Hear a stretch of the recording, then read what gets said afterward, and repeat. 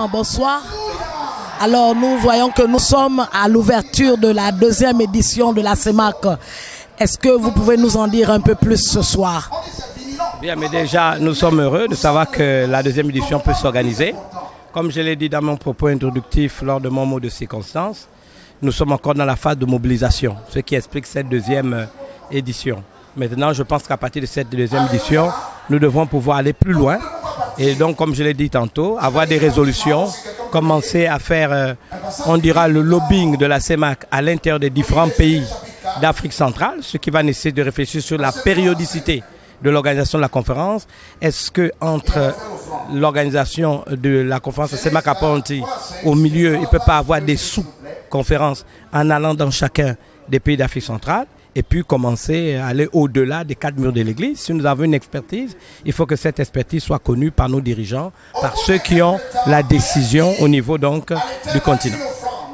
Révérend, nous voyons ce grand monde. C'est vrai que certainement les mots qui sortiront de nous ne vont pas suffire, peut-être pas pour convaincre, mais pour motiver à nouveau. Qu'est-ce que vous pouvez dire à ce monde qui est arrivé déjà ce soir et ceux qui regardent dans la télévision? Vous imaginez un instant, avec tout le monde qui est là, si nous arrivons à les persuader, à les transformer en fait des acteurs du développement. Il faut que nous soyons des chrétiens citoyens d'Afrique centrale. Le psaume 115, verset 16 dit que les cieux sont les cieux de l'Éternel, il a donné la terre au Fils de l'homme. Nous avons une responsabilité pour changer, n'est-ce pas, nos nations, changer nos pays. Vous savez que le radical du mot paysan, c'est pays. Donc le pays, c'est l'espace territorial. Donc l'espace territorial est donc le pays, le lieu où Dieu nous a établis.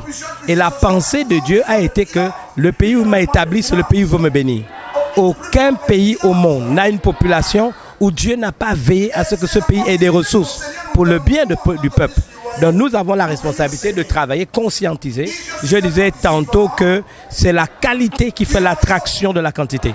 Donc nous allons utiliser cette masse-là, les challenger, leur faire prendre conscience du travail que nous pouvons faire pour changer, n'est-ce pas, cette région qui est de loin la plus riche de la planète africaine en véritablement une Canaan, puisque c'est ça un peu notre objectif.